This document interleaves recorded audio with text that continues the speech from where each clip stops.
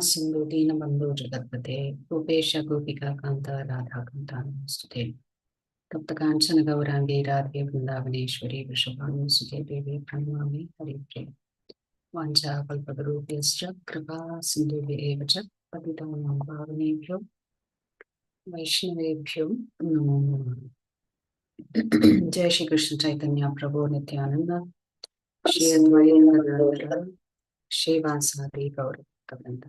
Hare Krishna, Krishna Krishna, Hare Hare, Hare Rama, Rama Rama. Mukam karoti vachalam bhangam langayate giram yat prapadamaham vande Shri Gurum Dinatarinam Paramanandam Madhavam Shri Chaitanya Ishwaram. So Hare Krishna to all of you. Welcome back to our Gita Sandesh sessions.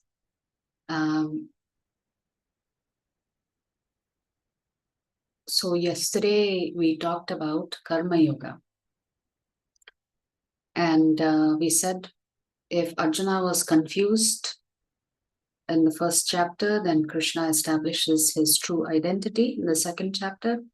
And in the third chapter, Krishna also tells him what are his duties and responsibilities on the platform of Atma Tattva or Atma Jnana. So Atma Jnana actually has to be practiced. It is not theoretical knowledge, because theoretical knowledge is a good start, but it is not really going to help us make progress. Whatever you have learned, you have to put it into practice. Only then you will experience the results. So the real question is, why are we suffering? And Krishna identifies lust as being the primary reason why we are suffering. So you could say that lust is any desire to enjoy oneself away from Krishna. So all of that could be categorized as lust. So we are bound by our activities. And we already discussed there are two sets of activities. One is based on the bodily platform, which is Swadharma.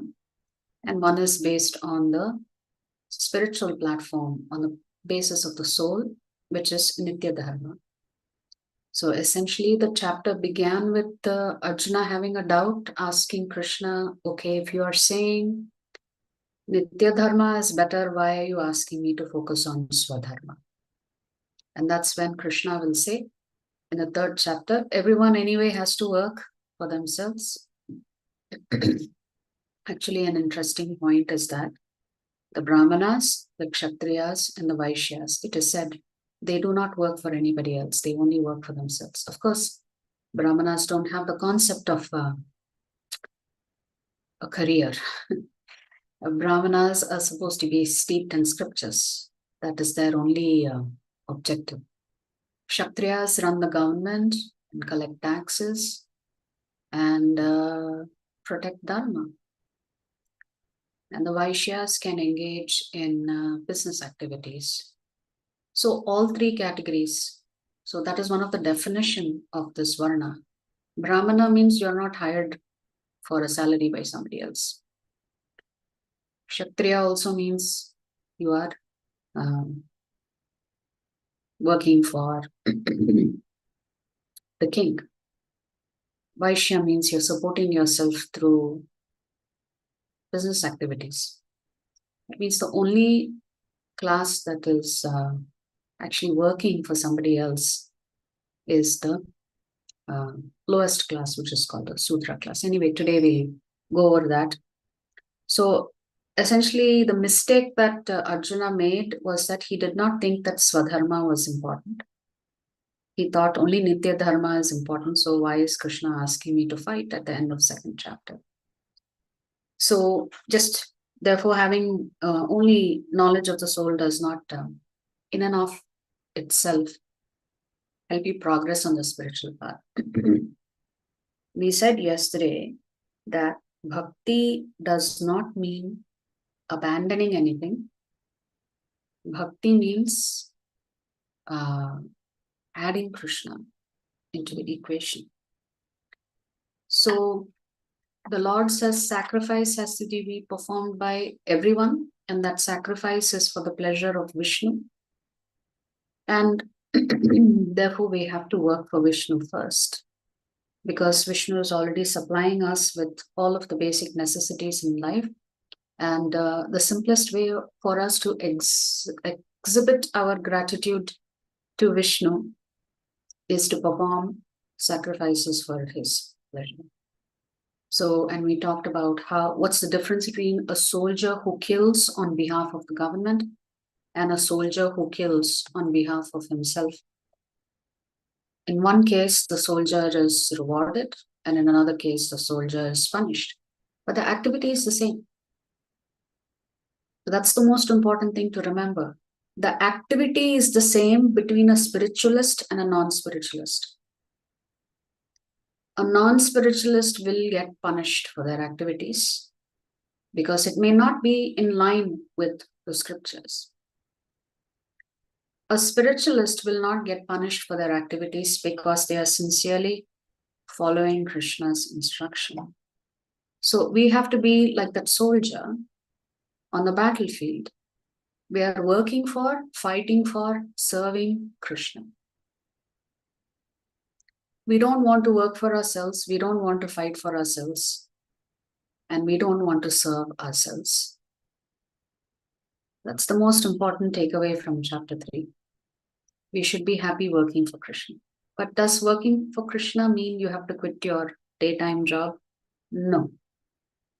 Working for Krishna means you keep your job, so Krishna is in the center of your life, and you start performing devotional activities. So you simply have to add spiritual activities into your daily life, and then you will not be caught up in the snares of Maya Devi. So the same government that rewarded the soldier, the same government can punish the soldier. For those who disobey Krishna's laws, how do we get the punishment? Does anybody know? Who is actually punishing us? Or how do we experience? I think yesterday somebody said, how do we know that Krishna loves us? And a few of you mentioned that Krishna sends us a lot of challenges our way. How do you get punished? How do we experience punishment? Any idea? Who is meting out the punishment to you for violating scriptures? Who's doing that? Do you know? Who does that?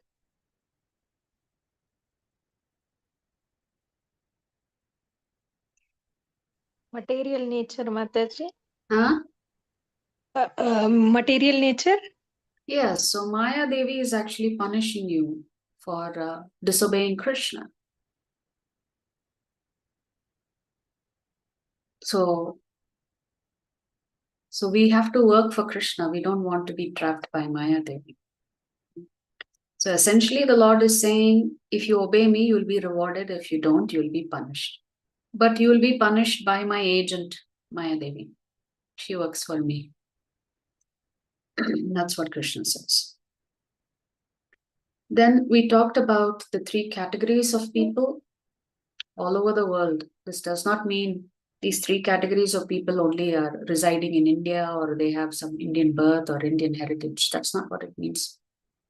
A karmi means they are eating, sleeping, mating, defending, and their life is non-different than an animal because an animal does the same thing. And since they don't have the desire to inquire about the problems in life and they are not interested in Atma Tattva or Jiva Tattva or Ishvara Tattva, then they are no better than animals. Whereas the Karma Kandis also want to enjoy themselves, but they do it as per the rules and regulations prescribed in the Vedic scriptures. Whereas the Karma Yogis also follow the instructions of the Lord, but they do it because they know it will make the Lord happy. They are not doing it because they will be receiving material benefits because of it.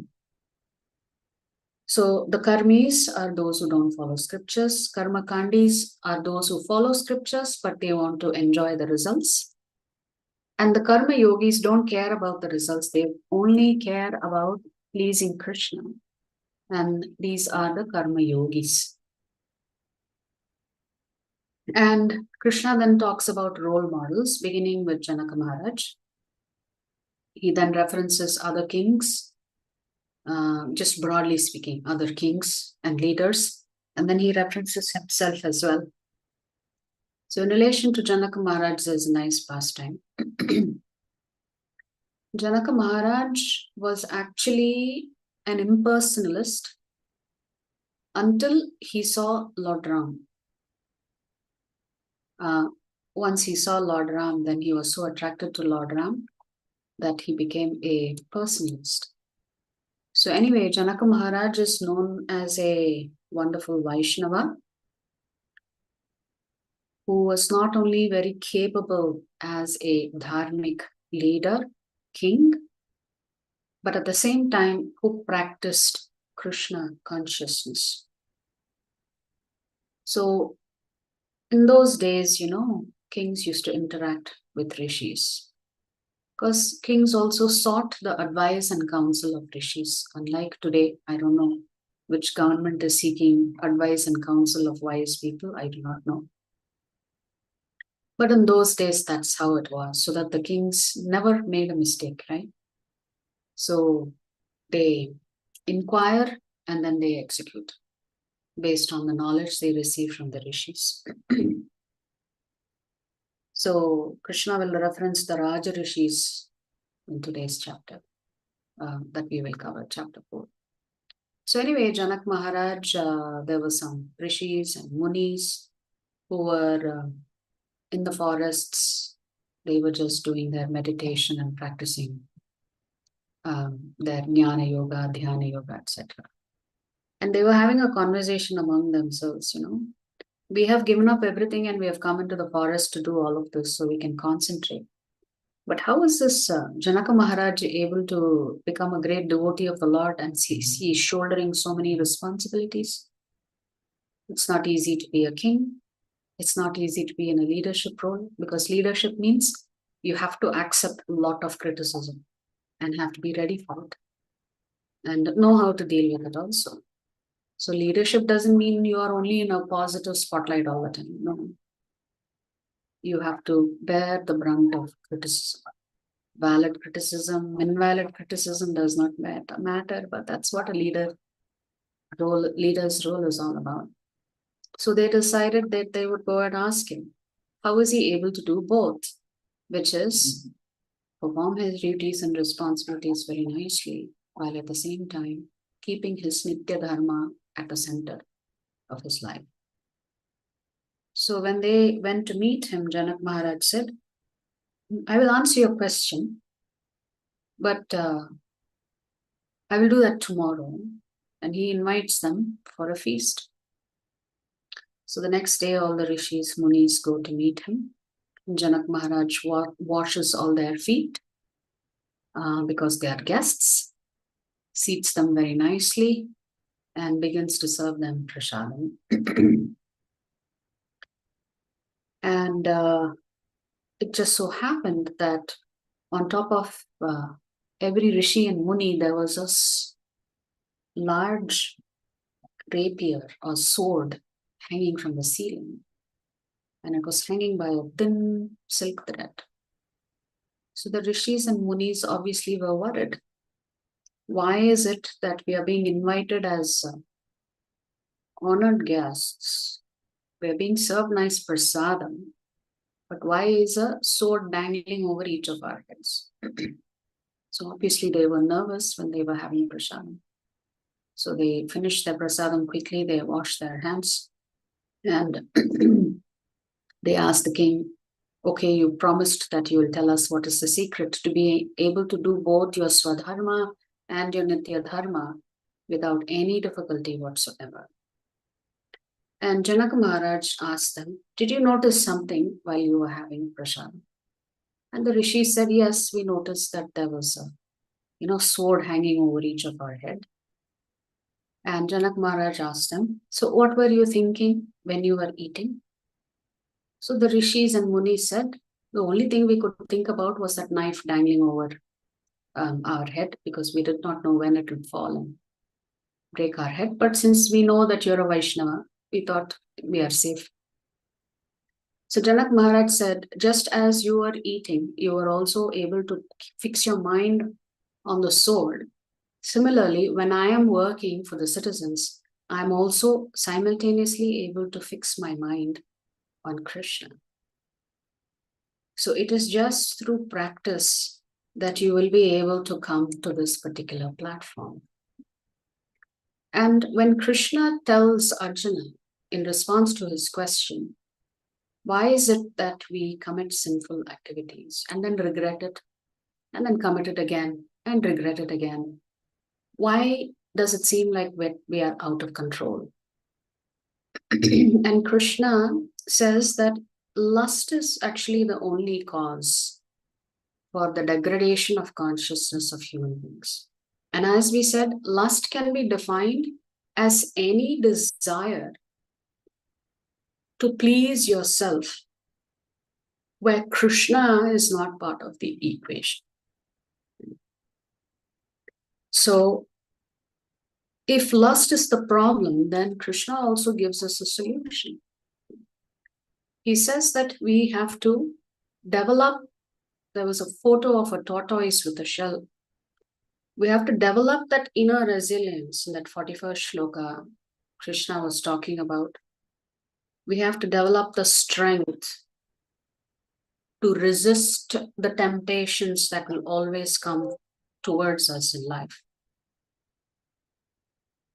And Krishna uses the word that we have to regulate all of our activities. What does regulate mean?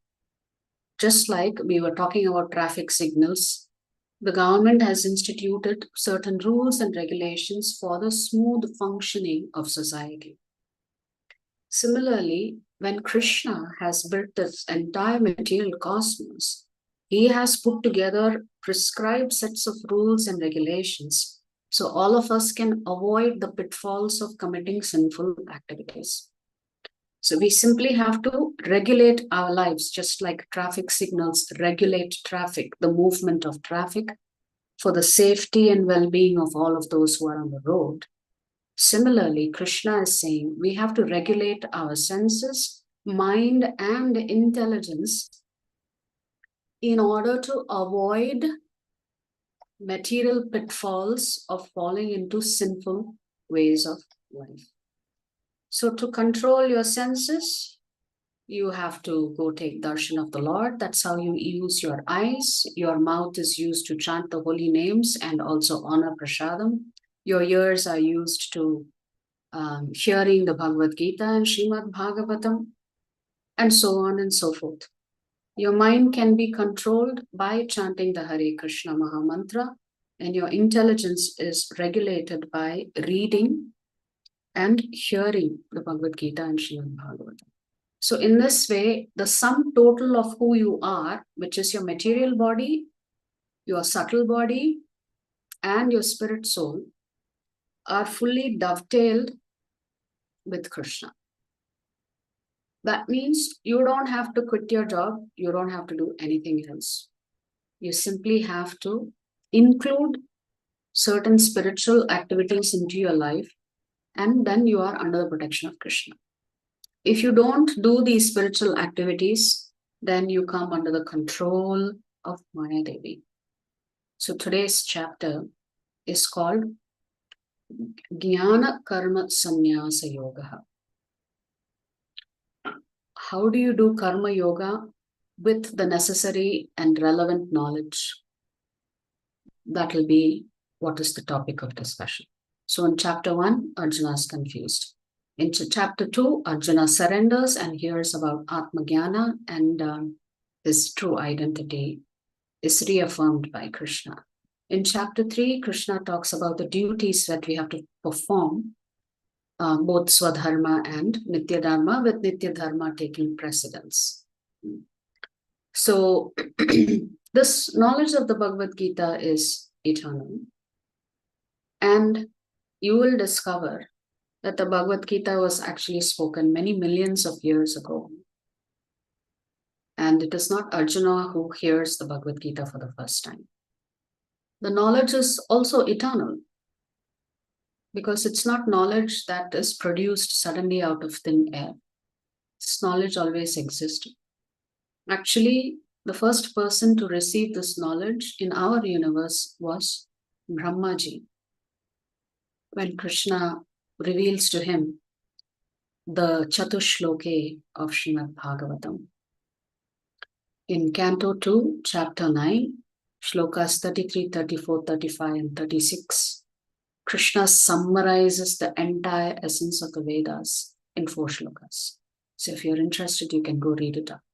But I promise you, when you read the shlokas, you will not understand. It's not easy to understand those 4 shlokas. But Bhagavad Gita, this knowledge is eternal.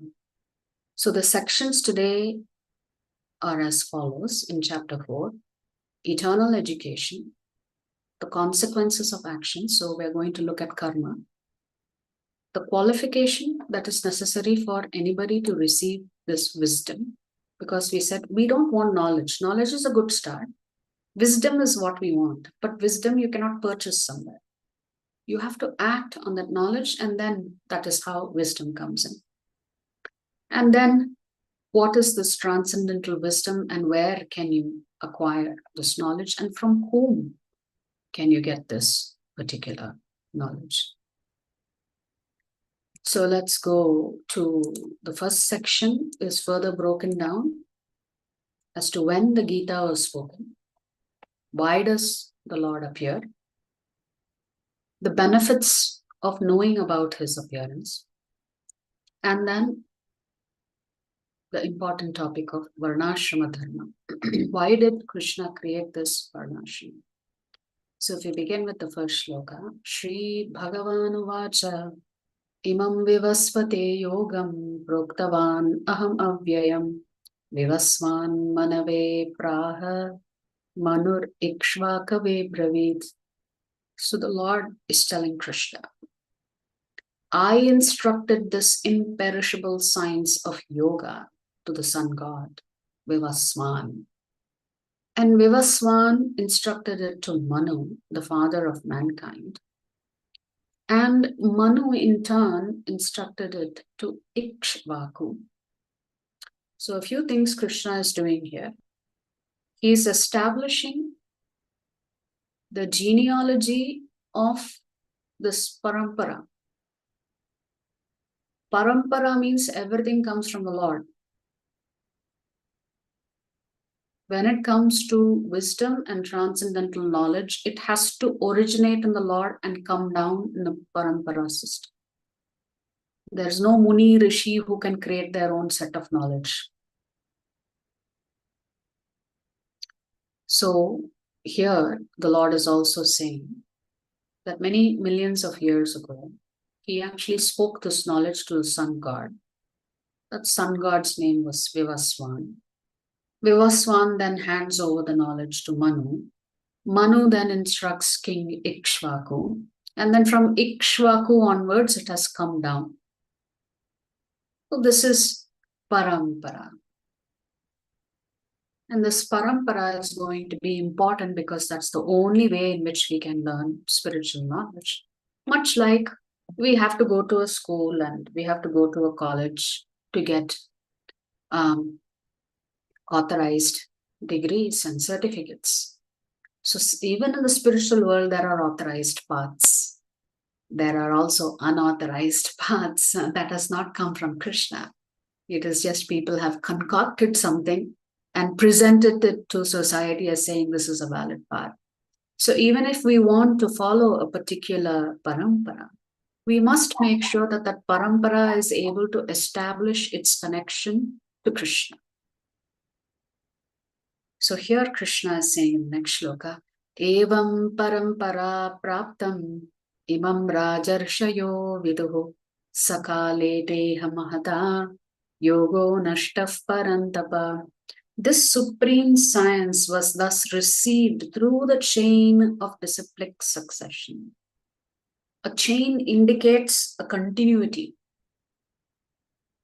And the Rajarshayo Viduhu, the saintly kings understood it that way.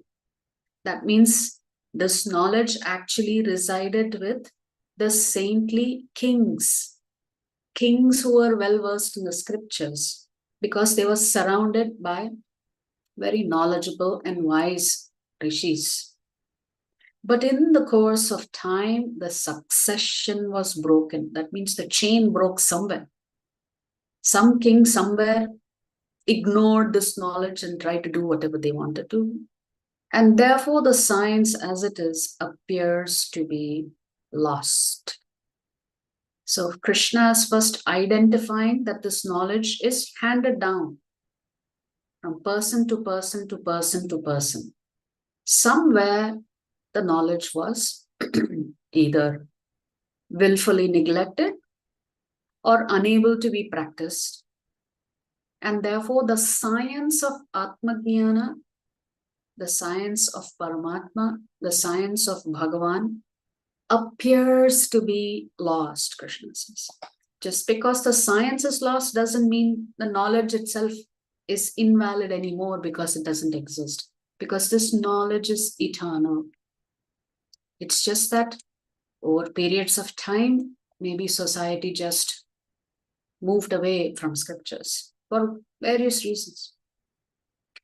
So I said that we should make sure that if we want to follow any parampara, we need to first make sure that that parampara is connected to Krishna, because this knowledge is also coming from Krishna. So that lineage has to be clear to you. And there are 4 authorized paramparas coming from Krishna. What are these 4 paramparas? So let's look at these 4 paramparas. There is a shloka in the Padma Purana on these 4 sampradayas. Sampradaya vihinaye mantraste nishkalamataha atah kalau bhavishyanti chatvaraha sampradayinaha Shri Brahma Rudras Sanakaha Vaishnavaha Kshiti Pavanaha Chatvaraste kalau bhavya hyutkale purushottamat. And then from another scripture, Ramanujam Shri Svi Chakre Madhvacharyam Chaturmukaha Shri Vishnu Swaminam Rudro Nimbat Dityam Chatushanaha. So these 2 shlokas, the translation is here. Any mantra that is not derived from the Guru Parampara system is useless. That means even the mantra that you chant, you should have received from a guru, because otherwise the potency of the mantra may still be there, because mantras do have potency, but it should come from Guru Parampara system. It should be given to you. Therefore, in Kali Yuga, 4 transcendental personalities will appear. That means this is Purana that is predicting what will happen in the future, will appear to establish Sampradaya. Lakshmi Devi, Brahmaji, Rudra, and Sanaka Rishis, the 4 Brahmachari sons of Brahma, will be the founding acharyas of the 4 Vaishnava Sampradayas.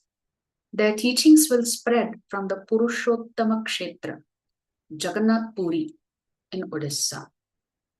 Yes, Purushottam Kshetra has a wonderful pastime also, but we will not get into that. So Lakshmi Devi chooses Ramanujacharya to represent her parampara, because Lakshmi Devi also receives this knowledge from Narayana.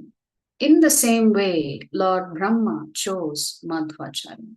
When does Lord Brahma receive this knowledge? When, before he can actually do the Visarga or secondary creation, he has to do austerities. And the Lord reveals this knowledge to him in those 4 shlokas that I mentioned. Lord Shiva chose Vishnu Swami, and the 4 Kumaras chose Nimbarka. So these are the 4 sampradayas. I'll come back to the previous slide. So one legitimate sampradaya that originates from Krishna is Brahma Sampradaya, for which Madhvacharya is acknowledged as the Acharya. Then for Lakshmi Devi, Ramanujacharya is the Acharya in our current times. And Lord Shiva established Vishnu Swami, and the four Sanat Kumaras established Nimbarkacharya as their Acharya. So if you want to follow Krishna's instructions, you have to accept one of these paramparas. Where does ISKCON fit into the picture? Yeah. So we actually fall under Brahma, Madhva, Gaudiya Sampradaya. Over a period of time, these sampradayas would have many, many branches and sub-branches. So we should not be too disturbed by the fact there may be so many branches and sub-branches over a period of time. But they should all have their lineage going back to the Lord himself. So for our sampradaya, ISKCON falls under Brahma, Madhva, Gaudiya Sampradaya. So from Krishna, the knowledge went to Brahmaji, just because he had to do creation, he needed to receive this knowledge. Then Narada Muni receives this knowledge from Brahmaji. Narada Muni transmits this knowledge to his disciple, Srila Vyasadeva, who has compiled all of the Vedas, the Mahabharata, within which Bhagavad Gita also appears. And because it is a compilation, we said Bhagavad Gita is technically a smriti. Although you can also see that there is a direct dialogue and instruction between Krishna and Arjuna. So in that context, you could say it is Shruti. Vyasadeva, it comes to Madhvacharya. And in that lineage, you will see all of the major acharyas mentioned. And until it comes to Madhavendra Puri, you see item number 20. From him to Ishwarapuri, from Ishwarapuri to Lord Nityananda and Advaita Acharya, then to Lord Chaitanya. So Lord Chaitanya is the Gaudiya Sampradaya proponent. Then it comes to the Goswamis. Then Krishnadas Kaviraj Goswami, Narottam Das Thakur, Vishwanath Chakravarti Thakur, Baladev Jagannath, Bhaktivinoda Thakur, Gaurakishore Das Babaji Maharaj, Bhakti Siddhanta Saraswati Thakur, Srila Prabhupada, and Bhakti Vedanta Swami Prabhupada. So Prabhupada is accepted as the second predominant acharya in the Sampradaya. So it does not mean that there were no other acharyas. There are, but these are the well-known, influential, you could say, because of their preaching activities and what they would have written for the well-being of what they would have written, as well as what they would have preached for the well-being of society. So this is where ISKCON has its lineage from. Having said that, anything to do with the Lord and transcendental knowledge is actually not very easy to understand and very easy to comprehend. It takes time, but you should be under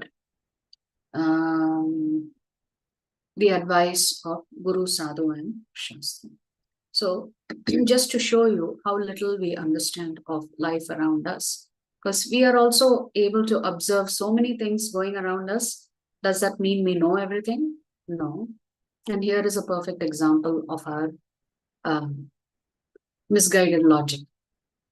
So one day, a man was walking, he becomes very tired and he rests under a very large banyan tree.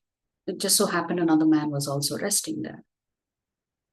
So this man was lying down under the banyan tree and musing, just thinking out aloud. He was saying, I don't know what kind of God this creates such a huge tree with such small, tiny fruits.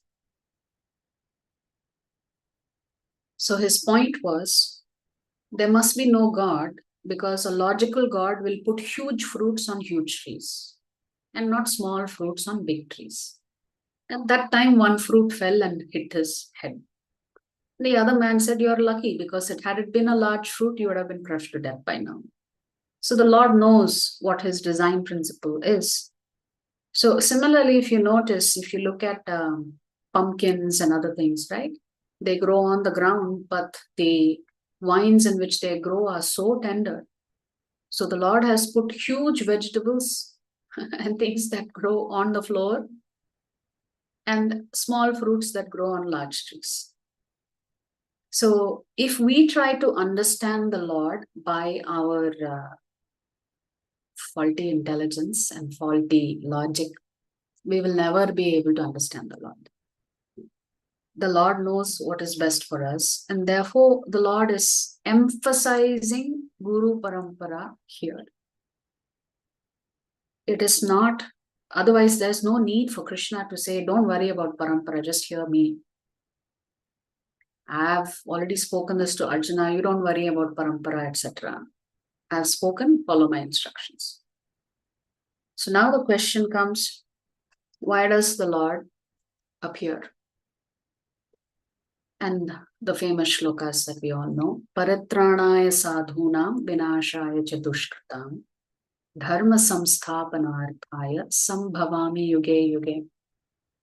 So there are 3 D's that you can remember, the reasons that the Lord is giving as to why he has appeared. Yesterday we spoke about Hiranyakashipu. When you think of Hiranyakashipu, what do you think about? You think about somebody who hated Lord Vishnu. I think one of you said that. If you hate Lord Vishnu, still the Lord is so kind. Hiranyakashipu was laid on his lap and he did some surgery. And still Hiranyakashipu went back to his spiritual world because he came in contact with the Lord. Prahlad also prays to Narasimha saying, "I know my father is a demon, but please forgive him for whatever he has done."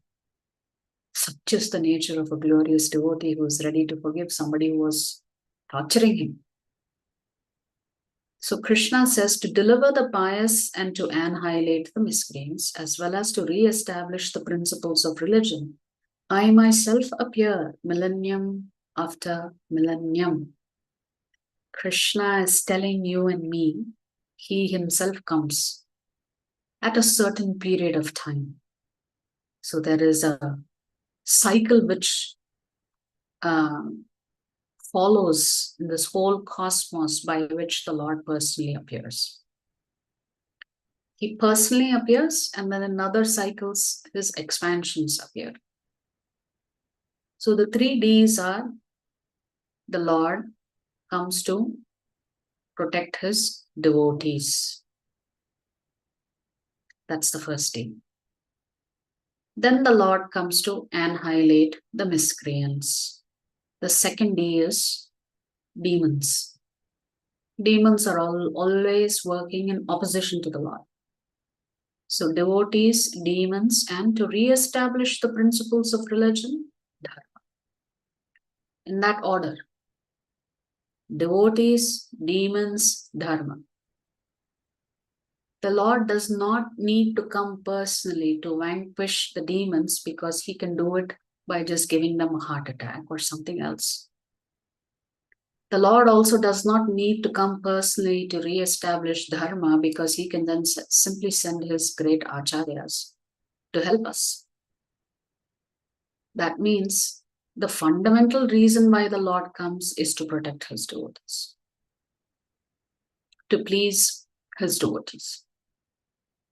Therefore, paritranaya sadhunam. That's the first reason. Yes, since he is anyway coming, he will also destroy demons and he will also re-establish dharma. But the first priority of the Lord is his devotees. Could the Lord not have killed Hiranyakashipu in so many different ways? Why did he have to come? He came for Prahlad. He did not come for Hiranyakashipu. Prahlad was always worshipping the Lord. He was always thinking about Krishna. He was preaching about Krishna. And the Lord said, such a great devotee. I have to go give him darshan. So that's the reason the Lord comes. Now, what is the benefit? See, Krishna, every Shastra, there's this Phalashruti, right? Krishna has inserted a Phalashruti himself, like he does even in the Srimad Bhagavatam. Here in Shloka number 9, the Phalashruti, Janma karma cha me divyam evam yo veti tatpatah tyaktva deham punarjanma naitimam eti sojana. So the Phalashruti here is related to the context of the previous shloka. Why Krishna appears. So Krishna is saying, one who knows the transcendental nature of my appearance and activities does not, upon leaving the body, take his birth again in this material world, but attains my eternal abode, O Arjuna. What is Krishna saying? If you know that Krishna is a Supreme Lord, if you understand that he is a Supreme Lord and therefore all his activities will always be transcendental, meaning there is nothing material about the Lord's activities and therefore you cannot judge the Lord through your material senses. You can only understand him through bhakti. Bhaktyamam abhijanati, the Lord says. So one day Akbar and Birbal were together and Akbar asked Birbal, why does your God have to come?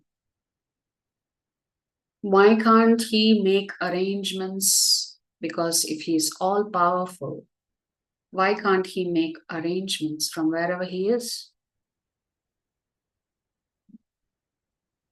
Is he not capable of doing it? That was the question posed by Akbar. And as we know, Birbal may not always give an answer right away. He'll figure out how to make the king understand certain truths. So he decided, I will also do the same this time. So Akbar, along with his young child and some ministers, had gone on a boating ride along with Birbal. And when they reached the middle of the lake, Birbal picked up Akbar's son and threw him in the water. Akbar was so shocked. How dare Birbal do something like this? Definitely it deserves the death penalty. How can you try to murder my child? So when his child was thrown into water, Akbar immediately dives into the water to rescue his child. Now, Akbar was furious with Birbal. But Birbal tried to calm Akbar down and say, you asked me a question the other day. You are surrounded by your ministers and soldiers on this boat.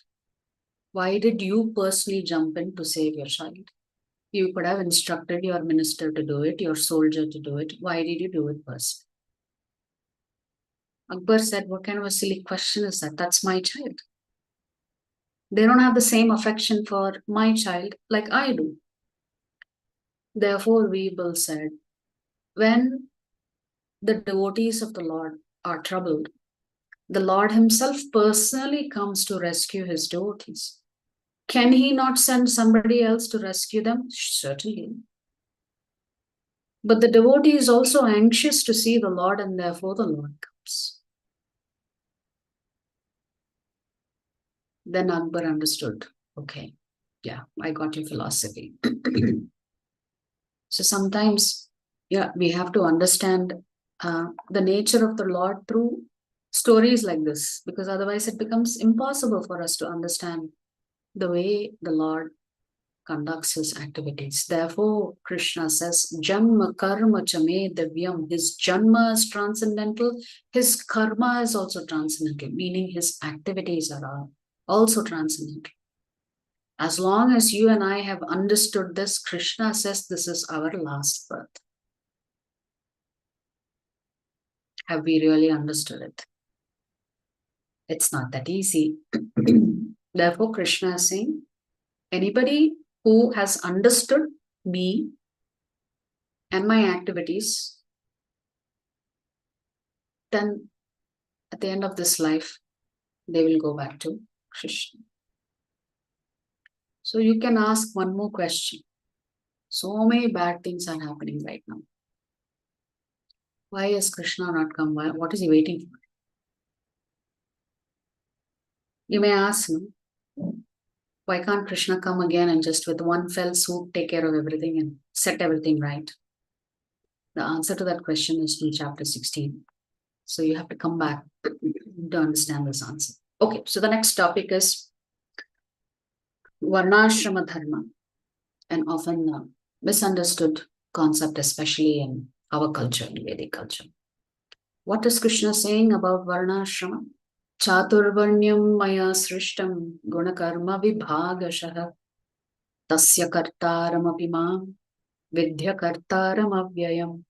According to the three modes of material nature and the work associated with them, the four divisions of human society are created by me. And although I am the creator of the system, you should know that I am yet the non-doer, being unchangeable. What is Krishna saying here? Krishna is saying it was me who has created these four divisions. The four varnas and the four ashramas are actually created by the Lord himself. These four varnas and four ashramas are actually arising from the three gunas, Sattvagun, Rajagun, and Tamagun. So that means the Brahmanas will always, or rather I should not say will always, I should say they should always be in Sattvagun. Otherwise they cannot be considered as Brahmanas. Kshatriyas are in Rajagun. Vaishyas are in a combination of Rajagun and Tamagun. And Shudras are predominantly under the control of Tamagun. So these are the divisions of society that were created by the Lord. And the Lord is clearly saying, although he created this system, when he appears doesn't mean he technically falls under the category of Varna and Ashrama. Because Varna and Ashrama does not exist in the spiritual world. It only is there in the cosmos, the material creation of the Lord. Guna karma vibhagashah. This is the most important line for us to have a clear understanding of Varna. Guna and karma. These are the two things that decide what Varna you are in. Krishna has not said Janma karma vibhagashah. Your Varna is not decided by you. Your Varna is decided by the kind of career that you choose. And that career choice is ultimately made by the influence of the guna that is predominant in you. That means Varnashrama is a perfect mobility system. You can go from one Varna to another and reach the stage of Brahmana. So your Varna by birth is irrelevant. Your Varna is decided by which guna you are under the control of and what kind of activities are you engaging in. So this is Varnashrama. So the Lord does not care about your jati. He doesn't look at that at all. He is looking at what are your qualities and what kind of work you're doing and where you fit into the picture. Actually, he doesn't even care about varnas. He only cares, are you my devotee? If you hurt my devotee, I will come. Yes. So this is the Varnashrama system. And there is a nice short pastime about this in Tamil Nadu. You know, Even today, there is discrimination taking place based on Varna. And that is not approved by the Lord. These 4 classes were not made for discrimination. They were actually made for easy functioning of society. So the Brahmanas represent the head of society, which means that's where wisdom is. The Kshatriyas represent the shoulder and arms of society because they are actually the noble administrators. The Vaishyas represent the waist of the Virat Rupa form of the Lord because they represent business and trade and commercial activities. The Shudras represent the lotus feet of the Lord, or rather they emanated from the lotus feet of the Lord, and in the Virat Rupa, they are the lotus feet of the Lord, because their primary responsibility is to serve the other 3 Varnas. So in this way, the 4 Varnas are supposed to cooperate to live a Krishna conscious life. So all 4 Varnas have an opportunity to go back to Krishna. There is nothing that the Lord has said, you have to have a Brahmin birth in order to come back to me. You have to be born as a Brahmana to have entrance into the spiritual world. There's not a single scripture that says that. Although that belief system continues to prevail even today, especially in our society.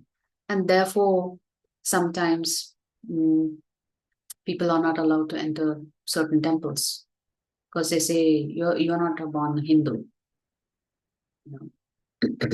That's not what the Lord is looking at.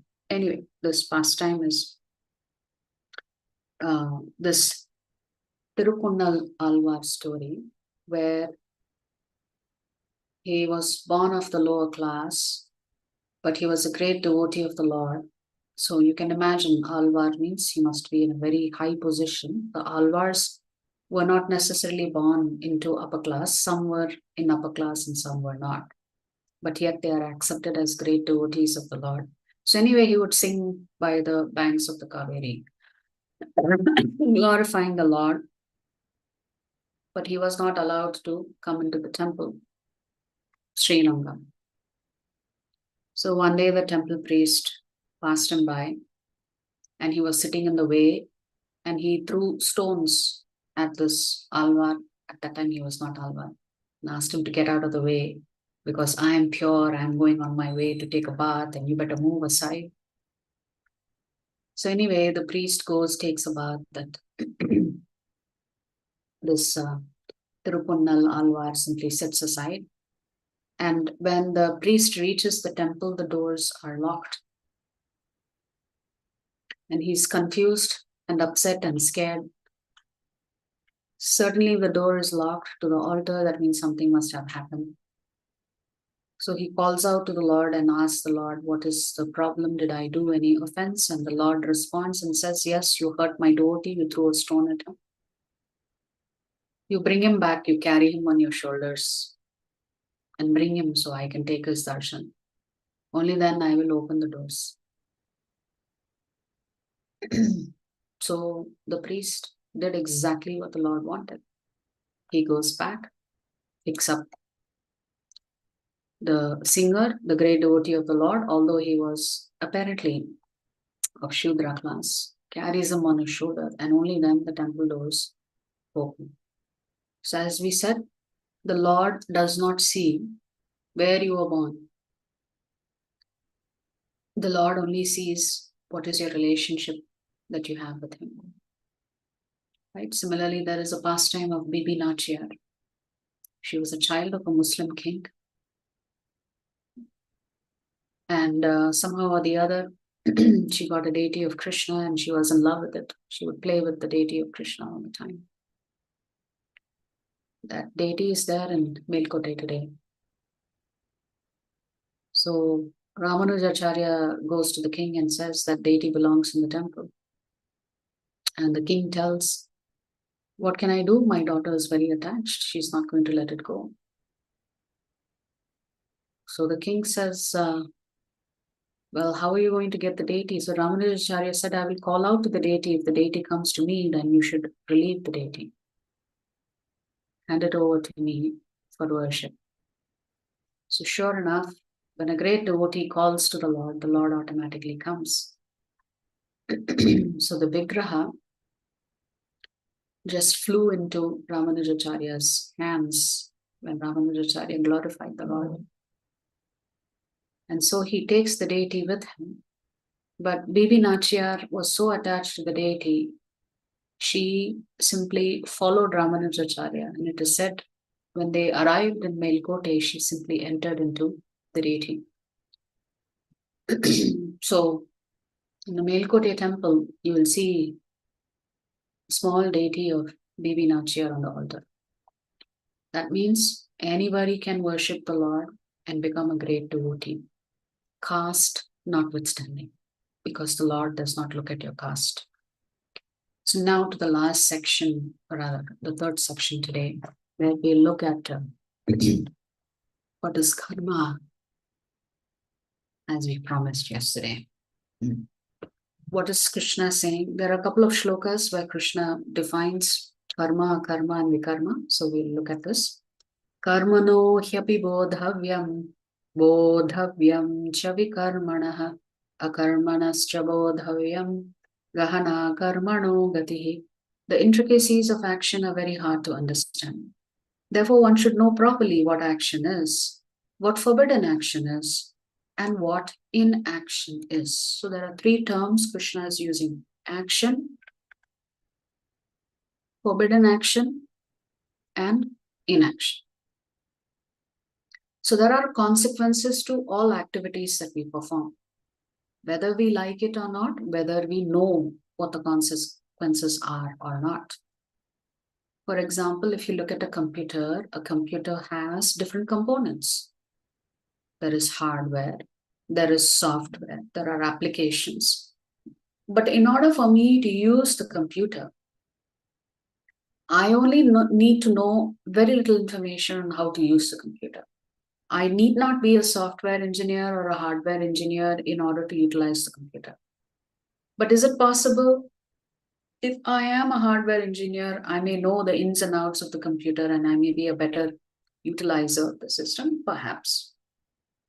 But we don't need to know the intricacies of how this computer is manufactured. We only need to know how to utilize it in an effective way so that we can be productive. If we had to learn everything about the laptop before we can use it, or if we have to know everything about the mobile phone before we can use it, it may take us a lifetime to be able to do that. So it will become almost impossible for us to decipher very complex systems. The human body is one of the most complex bodies that the Lord has ever created. This cosmos is even more complex within which we are all operating. We are running here, we are running there, but if you look at it in the larger context of things, we are just like a small ant in the context of this whole cosmos. We are like little ants running around here, running around there, being very busy. So similarly, Krishna says karma as a topic is very difficult to understand. The intricacies of action are very hard to understand. When we come across problems in life, the first thing we try to decipher is, why did this happen? And Krishna is saying, don't worry about the why, worry about the how you're going to get out of that problem. Because the why is very hard to understand. But Krishna is saying at a minimum, you understand what is karma, you understand what is vikarma, and you understand what is akarma. And that's what we are about to do. If you understood this is more than enough. You don't need to understand the technicalities and the complex operating system of how karma actually works. So I said there are many definitions to the word karma. One definition of karma is all activities that anybody performs is also called karma. all good activities are also called karma. The whole system of actions and reactions is also called karma. So here, when Krishna is talking about karma, he is talking about pious activities, activities that are in line with our scriptures. So if the scriptures say do, you will do that. If the scriptures say don't, you will not do it. This is karma. So by following this prescribed activities, duties and responsibilities, as per whatever ID card that you're wearing, then you will accumulate punya. So karma, if performed, the result will be punya. Vikarma is forbidden activities. If you violate scriptures, then the consequences is papa. So karma equals punya, vikarma equals papa. So what is this akarma then? So akarma, Krishna says, is any activity that you do, you will neither get papa nor you will get punya. Well, that seems very attractive. What could that be?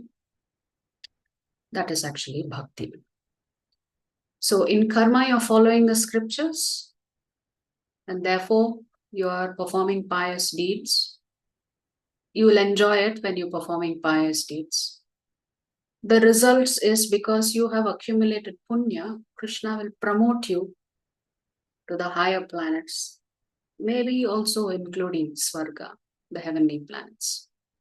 But Svarga is not our goal, because even Svarga gets destroyed during Pralayam, Mahapralayam. So what is Vikarma as prohibited actions? It leads to sinful deeds, as a result of which you have to suffer. And the consequence is that you will take birth in the lower planetary systems, or you will take birth in lower species of life. So from human birth, you can go to animal birth, insect birth, tree birth, etc. From human birth, you can go all the way up to Brahmaloka. So you can either get promoted or demoted depending on what activities you are engaged in. So akarma means whatever activities we perform, there are no material consequences to it. There are only spiritual credits that you get. And the difference between karma and akarma is that when you perform a karma, you are in a blissful state, and your final destination is the spiritual world of Lord Narayana or Lord Krishna. That means if you're performing a karma, you don't have to take birth again. So I'm sure with this table, all of you are clear on what Krishna wants you to perform. He wants you to perform a karma. And a karma can only come if you are serving the Lord and his devotees. Yes. So the nature of how this operates, etc., we can discuss at the end of the class. But these are the three concepts. Karma means punya. Akarma means spiritual credits. Vikarma means papa. And the different destinations that you will achieve as a result of this. So that means we have to conduct our life in such a way where all of our activities are resulting in a karma.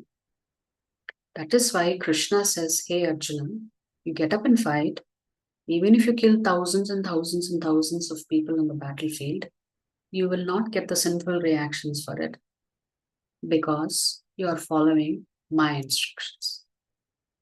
So when you follow Krishna's instructions, it is a karma.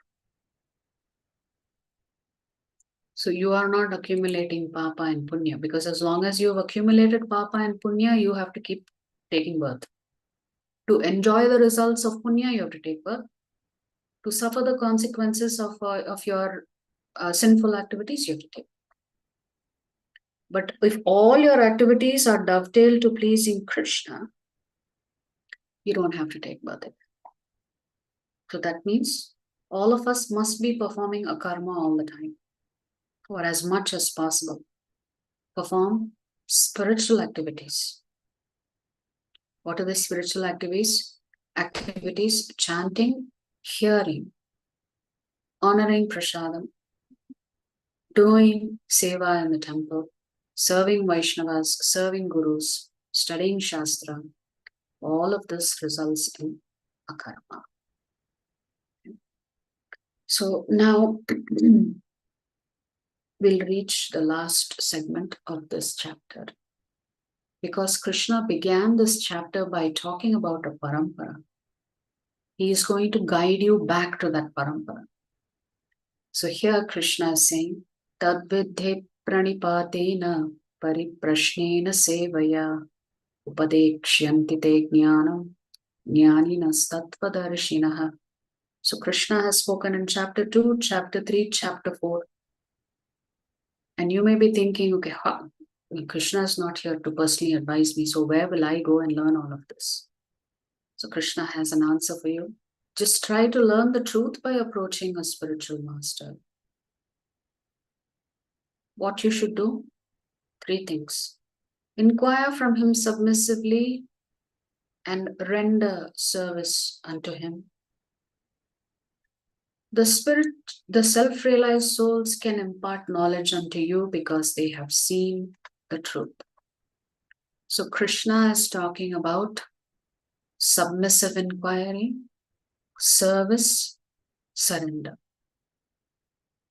Surrender to whom? Guru. What is the best way to exhibit your surrender? Simply by following the Guru's instructions.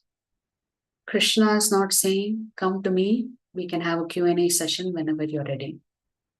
Krishna is saying, I have sent thousands of representatives to help you.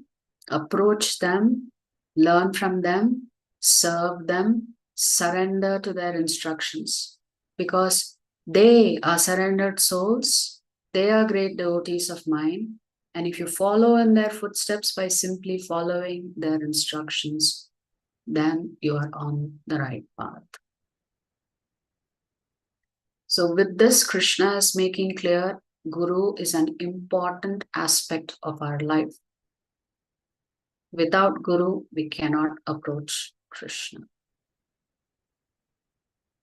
So it is the Guru that tells you what kind of activities lead to a karma. Therefore, whatever Guru says, you should simply follow the instructions. This is what acharyas do. Acharyas don't say become an expert in scriptures. It's nice if you can. Acharyas say follow my instructions, how to lead your life, how to live your life. Which acharya has said, give up your family and come to me directly, live in the ashram? None of them. That living in the ashram and serving acharya directly, it's a very rare opportunity. It's not meant for everybody. And you shouldn't think if I don't get it, I'm somehow less important or, less qualified. A devotee demonstrates their qualification simply by their willingness to follow the instructions of Acharya. So this is the importance of Guru. We have a wonderful Acharya in the name of Srila Prabhupada. Took up so much troubles and challenges to make our life easier and more successful. That means spiritual knowledge should be received from an acharya of a bona fide sampradaya through humble submission, submissive inquiry, service, and surrender. That means service is an important component of learning the truth. Service to Guru. So just like there were 3 Ds here, there are 3 S's here. Submissive inquiry, service, and surrender. Now we're going to go to a few other scriptures to see what do others say. But this is an important term. Shloka here, the 36th shloka. Apiched asi papebhyah sarvebhyah papakrittamah sarvam jnana plavenaiva vrijinam santirashyasi. Even if you are considered to be the most sinful of all sinners, when you are situated in the boat of transcendental knowledge, you will be able to cross over the ocean of miseries. In this analogy, Krishna is saying, I don't care how much you have sinned in the past. See how much the Lord loves us. He is not willing to let us go, even if we have the worst of the worst characters. Krishna is saying, don't worry, it's okay. But what do you have to do to get out of the sinful activities? You have to be situated in the boat of transcendental knowledge. This boat is the Shastra. The captain steering that boat is the Acharya. So you are in safe hands. The Acharya is navigating the boat. You are simply sitting in the boat or following the instructions of the Acharya. And the Acharya's responsibility is to take you back to Krishna. That's the Guru's primary responsibility. The Guru has not just come here to teach you. The Guru has come here to hold your hands and take you back to Krishna. Now you may ask, but what if the Guru passes away before me? How will he come and take me back to Krishna? Well, that arrangement has already been made. Because when the Guru enters the spiritual world, he will give recommendations to Srimati Radharani and say, here is a nice devotee, please accept them in your service. So it's the Guru who recommends you to Krishna and says, hey Krishna, accept this person in your service. That is the role of Guru. So don't worry about what all you may have done in the past. That doesn't mean you continue to do it. You just change the trajectory of your life by getting into the boat of transcendental knowledge. Then Krishna says, you will be able to cross over and reach the other side. It's a beautiful picture of Bhishma Dev playing in the bed of arrows. I mentioned Bhishma Stuti a couple of days ago, I think. So when the war was over, the beginning of the Bhagavad Gita, Arjuna did not want to fight. He had all kinds of doubts and it was clarified. After the war is done, Yudhishthira feels terrible. He thinks, what have I done? I am personally responsible for this, all of this destruction, all this unnecessary violence. So Yudhishthira Maharaj is despondent. He wants answers. He wants answers as to why this happened, what happened. What can we learn from the situation? And Krishna directs him to get the answers from Bhishma Pitamaha. Therefore, as he is lying on the bed of arrows, waiting for Uttarayan to start so that he can leave his body at the time of his choosing, he answers Yudhishthira's questions.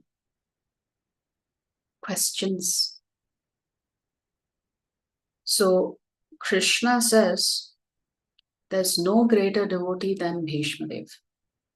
Krishna could have said, I already spoke the Bhagavad Gita to Arjuna, why don't you consult with him? Or Krishna could have said, I am happy to give you the entire Bhagavad Gita, so you can also learn, Yudhishthira Maharaj. But Krishna said, no, I want you to learn from Bhishma Pitamaha. So Yudhishthira Maharaj asks Bhishma Dev one question: how to run the nation properly so that all the citizens are happy. They are content. They are not lacking anything in life.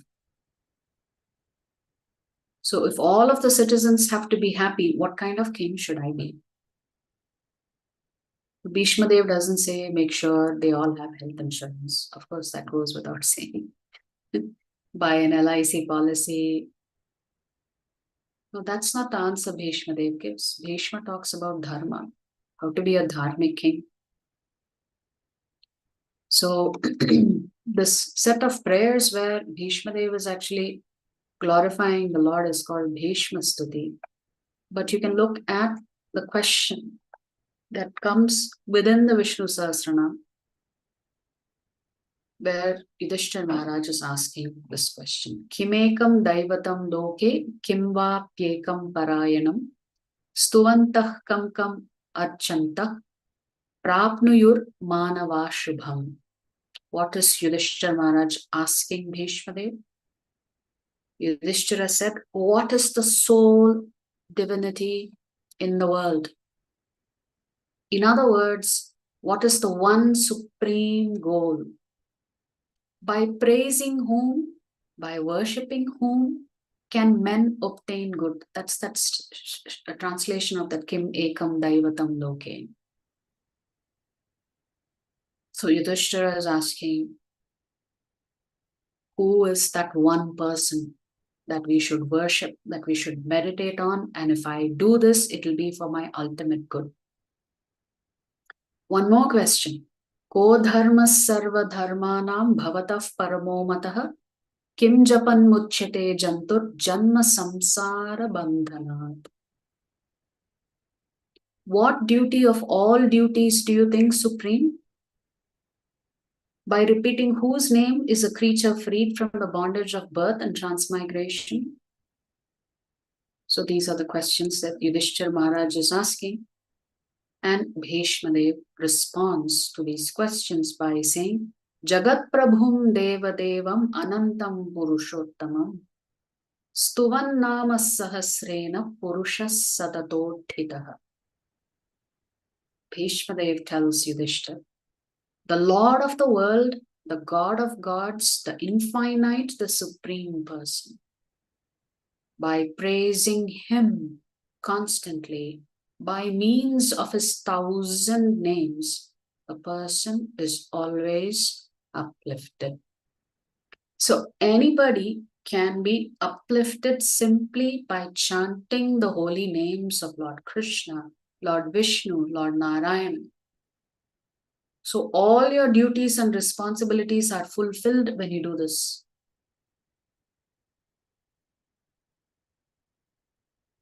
This is the message that Bhishma Dev is giving Yudhishthira. Essentially, direct your attention to Krishna. Glorify him, pray to him, serve him, think about him, remember him. This is the best objective and this is the best goal that any Jivatma can have in their life. Now, there is also a conversation between Parvati Devi and Ishvara. So Bhishma Dev is saying, you recite the Vishnu Sahasranam, everything will be good. Okay, so Vishnu Sahasranam may take you 20-25 minutes to recite. But Parvati Devi is thinking, my children, they are very busy. They don't have time. They are busy with WhatsApp, Instagram, social media, reading the news, going to movie theaters, watching movies, going on vacation. Where will they have time for reciting Vishnu Sahasranam? So she's asking Lord Shiva, is there a shortcut? Is there something else? So the question Parvati Devi is asking is, Keno payena laguna Vishnor namas sahasrakam hatyate panditair nityam shroto micchamyaham prabhu. Parvati Devi is telling Ishvara, I am desirous to know, O Lord, how the scholars of this world will chant without fail these 1,000 names by a method that is easy and quick. So who is going to have the memory power to recollect the Vishnu Sahasranam and recite the entire Vishnu Sahasranam without fail? Should there not be an easier method for the Jivatmas, my poor children who are suffering? To which Lord Shiva says, yes, there's a solution. If you don't know the Vishnu Sahasranam, Shri Rama Rama Rameti Rame Rame Manorame Sahasranama Tattulyam Rama Nama Varanini. So Lord Shiva said, hey, beautiful one, I play with Rama always by chanting Rama Rama Ram. A lady with a beautiful face, chanting of the name Rama is the same as the 1,000 names of Vishnu. So if you simply recite this shloka, Sri Rama Rama Ramiti, it is equivalent to you having recited the entire Vishnu Sahasranam, the 1,000 names. So that means if you recite Sri Rama Rama Rameti 3 times, it's equivalent to having recited the Vishnu Sahasranam 3 times. So 1,000 names of Vishnu is equal to 1 name of Lord Ram. And 3,000 names, that means reciting the Vishnu Sahasranam 3 times, or reciting this shloka, Sri Rama Rama Rameti 3 times, is equivalent to 1 name of Krishna. That means 3 times if you say Rama Rama Ram, it's equal to saying Krishna once. So you can say the 1,000 names of Lord Vishnu are potent, but more potent than the 1,000 names of Lord Vishnu is the name of Lord Ram. More potent than the name of Lord Ram is the name Krishna. Therefore, the Hare Krishna Mahamantra has both Krishna and Lord Ram in it. From Brahma Purana, Lord Brahma says, Sahasranamnam punyanam trir avritya tu yat phalam eka vritya tu krishnasya namaikam tat prayachati. The merit attained by chanting the 1,000 holy names of Vishnu thrice is attained by chanting Krishna's name only once. It takes you less than a second to say Krishna, but it will take you 45 minutes, maybe an hour, to recite the Vishnu Sahasranam 3 times.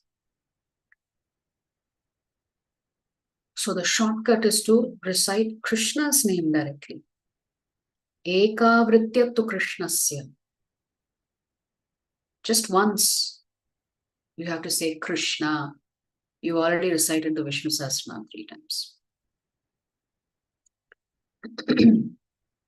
Then, of course, the famous Bhaja Govindam, Shripad Adi Shankaracharya says, Bhaja Govindam, Govindam, Bhaja Mudhamate. We must worship Govinda, we must worship Govinda, we must worship Govinda. In our Shastra, if something is repeated 3 times, it means it's a very important instruction. We have to pay attention. Bhaja Govindam, Bhaja Govindam, Bhaja Govindam. If you don't do it, you are mudha. You're a fool. So the rules of grammar, of studying Vedic scripture, grammar, logic, none of this knowledge is going to save you at death.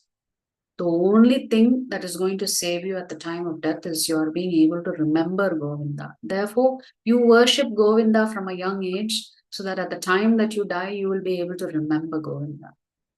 Punarapi jananam, punarapi maranam, punarapi janani, jhatare shayanam. Iha samsare bahudushtare, kripaya pare pahi murare. Born again, death again. Birth again to stay in the mother's womb. It is indeed hard to cross this boundless ocean of samsara. O Murari, redeem me through thy mercy. So Shankaracharya is saying, hey Murari, please don't put me in the samsara. You are all merciful, so please rescue me. Geyam Gita Nama Sahasram Dhyeyam Shripati Rupamajashram Bhaja Govindam, Bhaja Govindam, Govindam bhaja mudhamate. So Shankaracharya is saying you should regularly recite from the Gita. So reciting the Gita verses is very powerful. Meditate on Vishnu, but more powerful than reciting the Bhagavad Gita is chanting the Hare Krishna Mahamantra. Meditate on Vishnu through the Vishnu Sahasranam in your heart and chant his 1,000 glories. Take delight to be with the noble and the holy. Distribute your wealth and charity to the poor and needy. So don't keep everything to yourself. Share your wealth with others. Give it away in charity to those who need it. Because if you possess Murare, you don't need any other wealth. You are the wealthiest person if you possess Govinda. Materially, you may be poor. Spiritually, you are the richest man. So the more we chant the holy names of the Lord, the richer we are spiritually. The closer we get to Krishna. From the Kali Santarana Upanishad, iti shodakam nam Kali kalmashanashanam nataf parataropayah sarva vedeshu drishyate. These 16 names are the only way to defeat the ill effects of Kali Yuga. There is no other way to cross the ocean of birth and death than to chant these holy names. This is the final verdict of all the Vedas. So the conclusion is from the Kali Santarana Upanishad that simply these 16 names, Hare Krishna, Krishna Krishna, Hare Hare, Hare Rama, Rama Rama, Hare Hare. In Kali Yuga, we have to chant these 16 names in order to go back to Krishna. You don't have to become an expert in the Vedic scriptures. You have to become an expert in learning how to chant these names with your heart for the pleasure of Krishna. So we'll stop here. Any questions or comments? Happy to take it up because our attention has now focused on chanting. We've now understood what Krishna wants us to do. He wants us to follow the instruction of Acharya. And Sri Chaitanya Mahaprabhu, who himself came to establish the Sankirtan movement as depicted in the Kali Santarana Upanishad, he came to institute the Sankirtan movement, to spread the Sankirtan movement, to spread the chanting of the Hare Krishna Mahamantra. We are simply following their instructions. So chanting is an important aspect of our spiritual life. So I'd like to invite all of you who are still here to join us for chanting 10 minutes early. We will teach you how to chant and let's all chant together. It will be for our benefit. It will be for the benefit of all of our family members as well. But thank you very much. Are there any questions or comments in this particular chapter?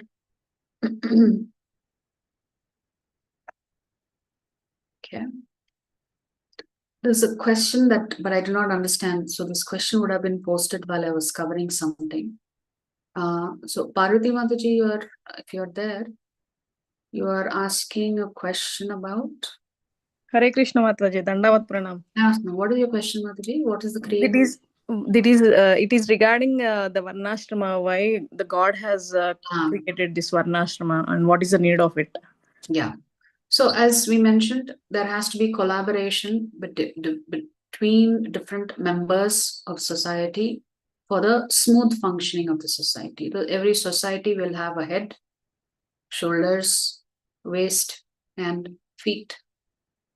So if one part of the body does not cooperate with another part of the body, then it becomes very, very difficult. So the head is there to give advice and counsel based on scripture. And the arms and shoulders are there to provide proper governance, because any society needs some systems, rules, regulations in place. That is technically overseen by the kings. That is why it was important for the kings to also understand scripture, because they are the ones who are helping us, creating an atmosphere for us to practice Krishna consciousness. That is the role of the kings, to make it easy for the citizens to practice Krishna consciousness and to not make it so difficult that they have to work 20-hour shifts or whatever it is that these days is being proposed. I think 10 hours or something like that Karnataka is looking at. Then where is the time to practice Krishna consciousness? So the fundamental responsibility of the king is to set up an environment for his citizens to go back to Krishna. That is the primary duty of the king. Can you imagine what an important position the king occupies? Therefore, it's the king's responsibility to make sure all the varnas and ashrama have an opportunity to practice spirituality and to go back to the spiritual world in the end of this life. So that's the purpose of the varnashram. Yeah, thank you, Mataji. Haribol, Hare Krishna. Haribol. Vinay Prabhu, you have a question? Yes, Mataji. In this first shloka of this chapter, Krishna revealed that I revealed this Bhagavad Gita not for you first time. Previously, I told Vivaswan, the sun god, right, Mataji? Here the scenario we can understand because of war and Arjuna is in dilemma. Because of that situation, Krishna revealed Bhagavad Gita. That we know. But Yes. Previously, while describing, while explaining to sun god, at the time, what is the situation, Mataji? Really, I don't know that background. Is there any special case that time? Not that I'm aware of. Prabhupada writes in the purport to this particular shloka that the current sun god is the sun god who received this knowledge. Actually, our current sun god is Surya Narayan. It's the Lord himself who's occupying that position of Surya Dev. Therefore, we worship Surya Narayan also. Now, what was the purpose of transmitting this knowledge? That I do not know. I'll have to check and get back to you. Okay, Mataji. Because I referred so many Bhagavad Gitas, all versions I referred, but none of the Bhagavad Gita mentioned about this point. Even I gone through as it is also. This description I did not get anywhere. Maybe anywhere, if we find, please kindly explain me, Mataji, in future classes. If I find, I will let you know. But Prabhupada writes in the purport how long ago it would have been when the Lord actually speaks this to Vivaswan.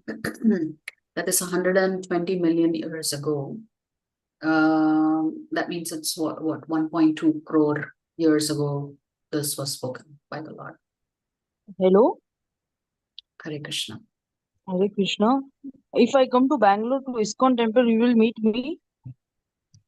Sure, why not? Where do you stay? Actually, I stayed Davangere. Last time, 2 years or 3 years back, I came to Bangalore to ISKCON temple. Yeah, I visited it. It's very much nice temple in Bangalore. Yes, please, we'd be happy to have you. Thank you. Oh. Okay. Any other questions or comments? Mataji, extremely sorry. Yesterday I was missed the class. But today, while recapping time, I got to know about this tortoise.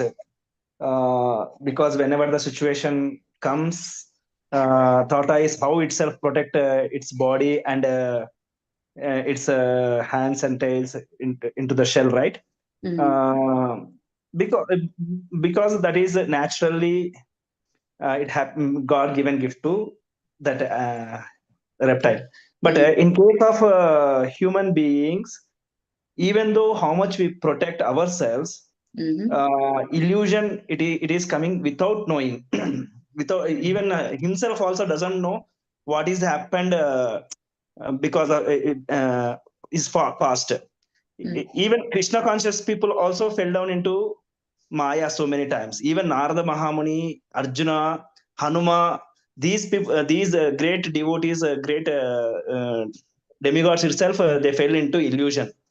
How can we overcome from this situation? Even though chanting also sometimes we may fall down the illusion, right, Mataji? Is there any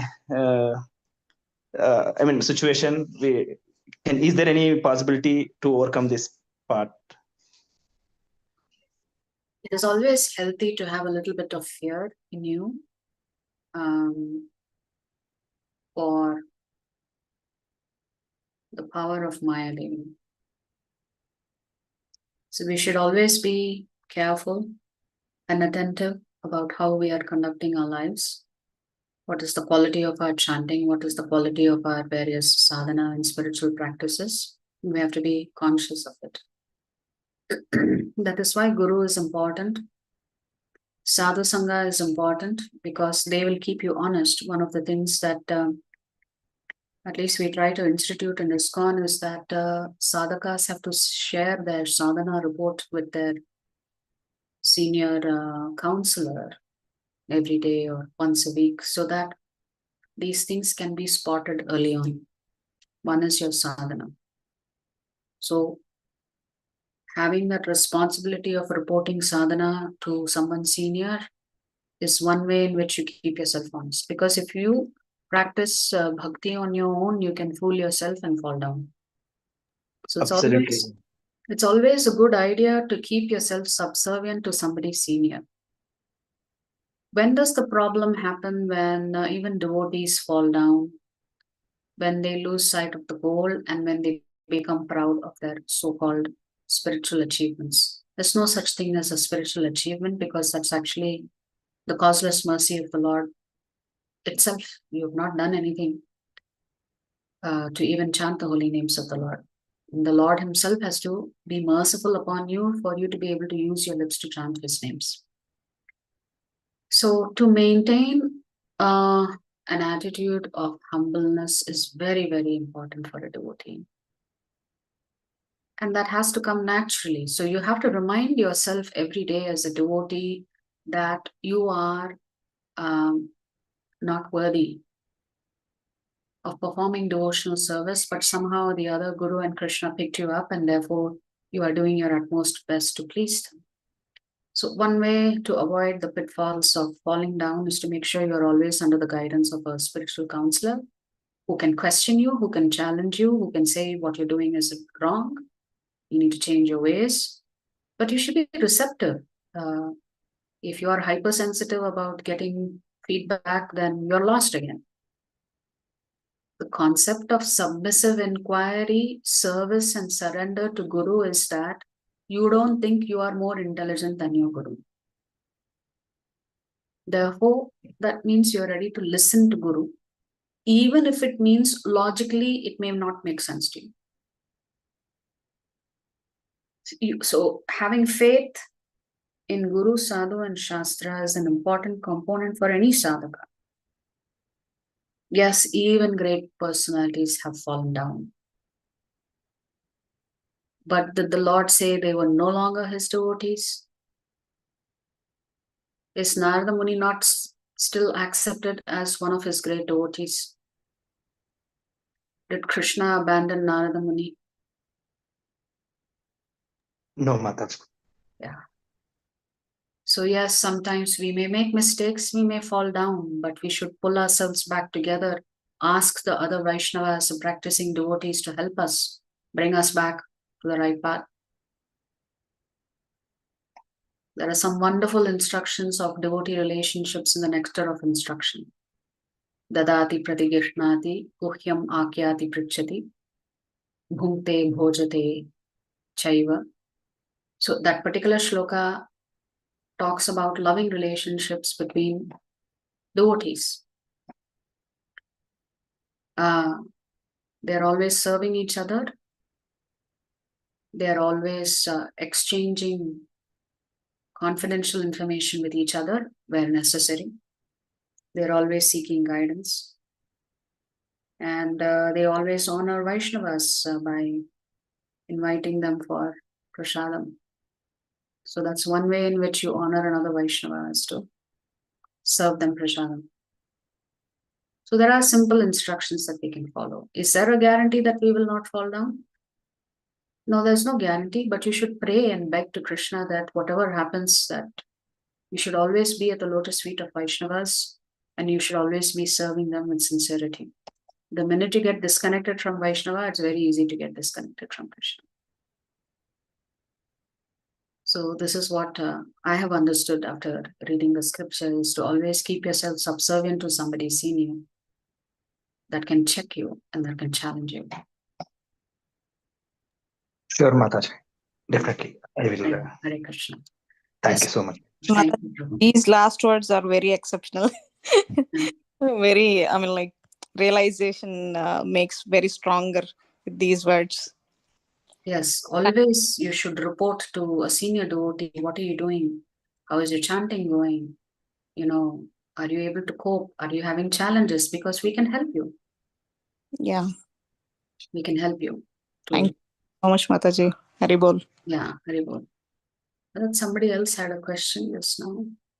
Yes, Banu Mataji. You have a question? You have to unmute yourself though. Yeah, I have a question. Yes. As you're told, we should not, instead of questioning why this happened to me, instead you see how, in what way you can change it. If we do so, is that we are overruling instructions given by Krishna, or we have to just bear and go on with it? Very important question, and thank you for asking this question. So it gives us an opportunity to clarify this. Invariably, what we have a tendency to do is that when difficult times come, you ask, why me? So even if you get an answer to the why me question, it doesn't help you resolve the situation. So the pertinent question to ask is, how can I respond to this situation so that I'm in a better frame of mind to continue to practice Krishna consciousness? So at all times, what are you trying to do as a human being? You're trying to protect your Nitya Dharma. Whatever the situation may be on the ground, if you're able to continue to practice Krishna consciousness, then you need not worry about any other resolution. So I think, I'm not sure who posted this question in the WhatsApp group. So yes, there will be a lot of disturbances in relationships for some of us. And the question often is, so should I not leave that relationship because that is not working for me? So that is the way in which Maya confuses you.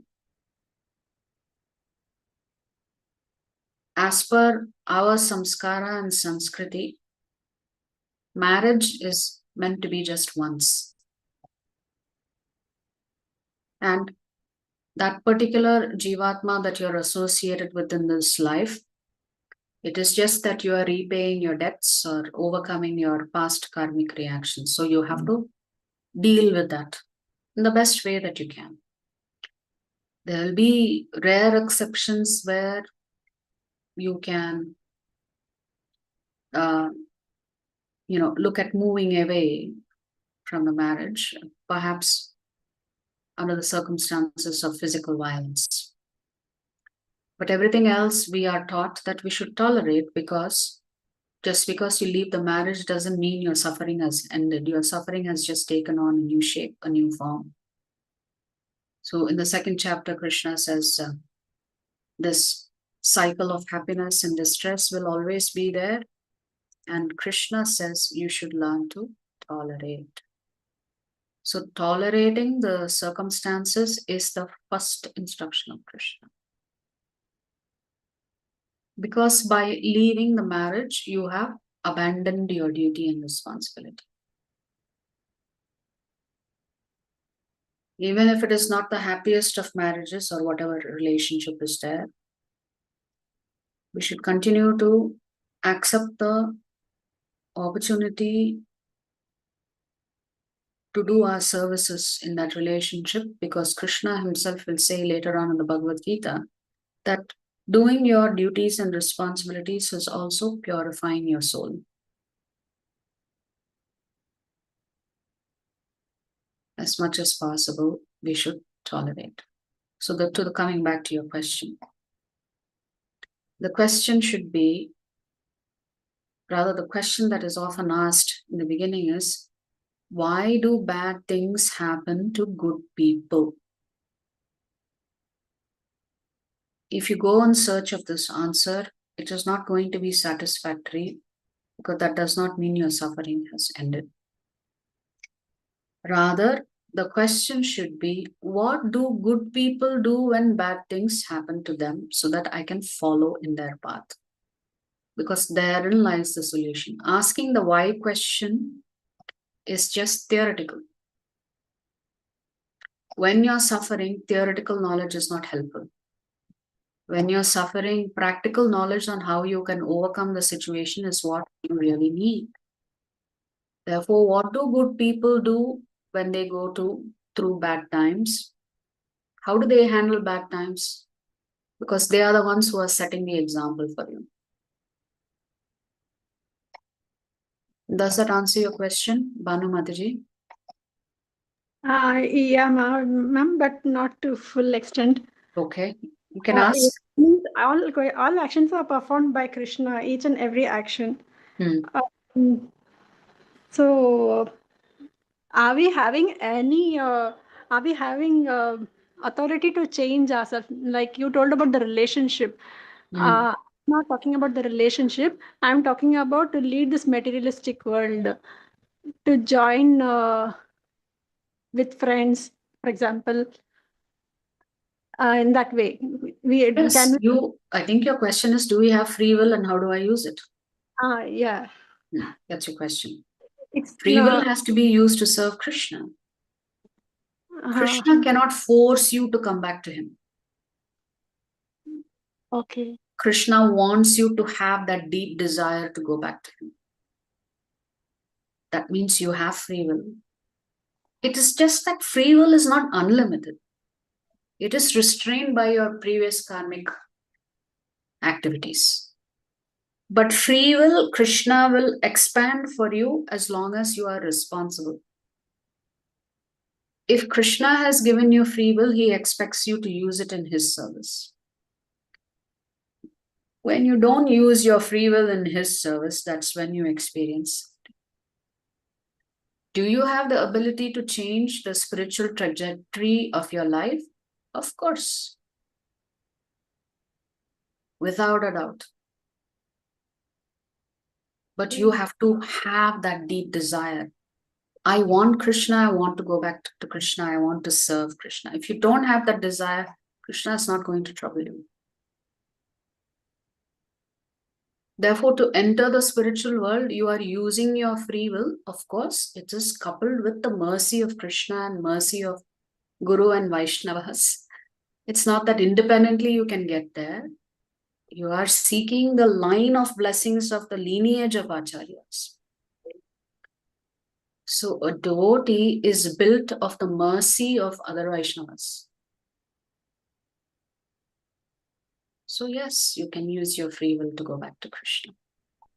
You are not forced to suffer here if you don't want to suffer. You can leave anytime you want. But you have to make up your mind. Do I want to leave or do I want to stay? Most of our problem is we want to stay and we want to leave. How can that be possible? It's like having one leg in one boat and another leg in another boat. It's not a very comfortable situation. You have to make a decision. Thank you, Mataji. Very good. Hare Krishna. Yes, Shreya Mataji. Shreyas or Shreya? Okay, Shreyas. You have a question?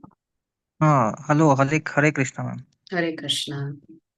Ma'am, regarding free will and like let us say there's some prediction according to astrology, is it that we have to go through that negative event, or is there any way to avoid it when certain predictions have been made? As we mentioned yesterday, only Krishna can change your prarabdha karma. What you're experiencing right now is your prarabdha karma. A little bit you've withdrawn from your bank account and you have taken birth and you're going through ups and downs in life. If you go to an astrologer, they will tell you, you do this particular activity to overcome the influence of this planet or that planet, correct? They do, but some people also say there's nothing you can do about it. You have to face it. Yes. Actually, the only thing you can do about it is to pray to Krishna. Become his servant, because only Krishna can change your current destiny.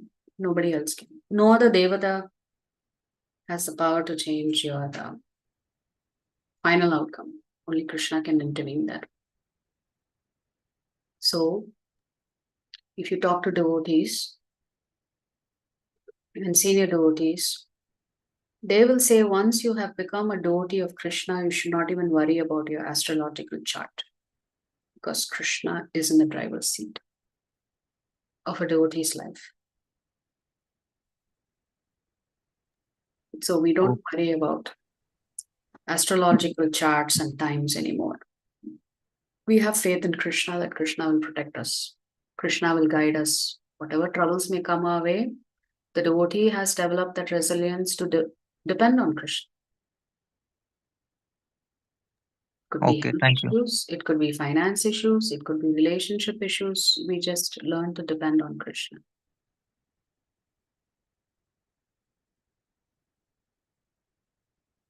So you can chant, read the Bhagavad Gita, read Srimad Bhagavatam. You'll find many answers there. Yeah. So when great devotees suffered, do you ever hear they went to an astrologer and consulted them? What you only hear is they came back to Krishna and fell at his feet and said, please protect me.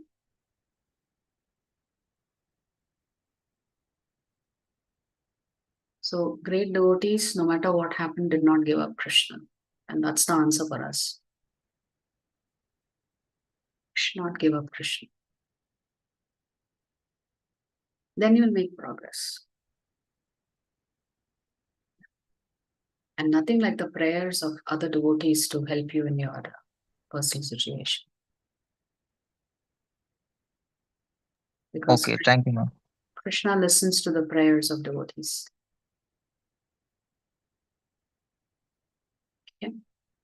Very nice questions today. Thank you. There are no further questions. We'll conclude. Vancha kalpadarupyascha kripasindhubhya evacha patitanam pavanebhyo vaishnavebhyo namo namaha. Ananta Koti Vaishnava Vrindi ki jai, Jagat Guru Srila Prabhupada ki jai. Srila Gurudev ki jai, Shri Shri Gaur Anataya ki jai. Hare Krishna devotees. Thank you very much. Thank you. Thank you.